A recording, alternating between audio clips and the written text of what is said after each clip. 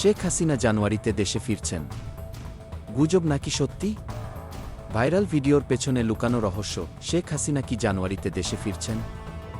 Social মিডিয়ায় একাধিক video এখন ভাইরাল, যেখানে দাবি করা হচ্ছে সাবেক প্রধানমন্ত্রী শেখ হাসিনা জানুয়ারিতে দেশে ফিরবেন।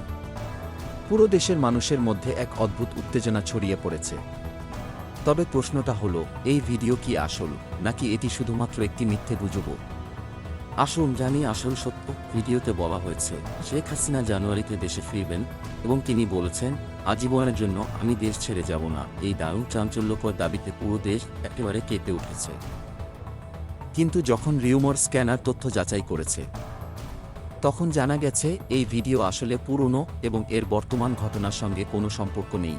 ভিডিওতে দেখা যায় 2024 সালের 5 আগস্ট শেখ হাসিনা ভারতে পালিয়ে যাওয়ার আগে একটি ভাষণ রেকর্ড করতে চেয়েছিলেন, কিন্তু সেটি ছাত্রছাত্রীদের জন্য করতে পারেননি।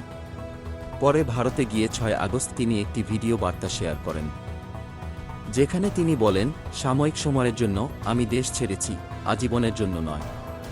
আমি যা হারিয়েছি তার সব কিছুর হিসাব নেব।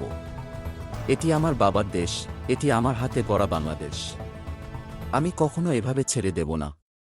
মনে রেখো, দিনটা তোমার ছিল, কিন্তু বছরটা আমার হবে। তবে রিউমার স্ক্যানারের অনুসন্ধানে জানা গেছে এই ভিডিওটি আসলে ভারতীয় গণমাধ্যম এএনআই এর ইউটিউব চ্যানেল থেকে নেওয়া, যা 2024 সালের 7 জানুয়ারি প্রকাশিত হয়েছিল। ভিডিওটির শিরোনাম ছিল ইন্ডিয়া's ট্রাস্টেড ফ্রেন্ড, বাংলাদেশ ফন Sheikh Hasina was India's role during 71-এর মুক্তিযুদ্ধ। ভিডিওতে শেখ হাসিনাকে বলতে শোনা যায়, ভারত আমাদের বিশ্বস্ত বন্ধু। মুক্তিযুদ্ধের সময় তারা আমাদের সমর্থন করেছিল এবং 71-এর পর তারা আমাদের আশ্রয় দিয়েছিল। এজন্য ভারতীয় জনগণের প্রতি আমাদের অশেষ কৃতজ্ঞতা। তাহলে প্রশ্ন হচ্ছে, শেখ হাসিনার দেশে ফিরে আসার গুজব কি সত্যি, নাকি এটি শুধুমাত্র একটি ভুল বোঝাবুঝি?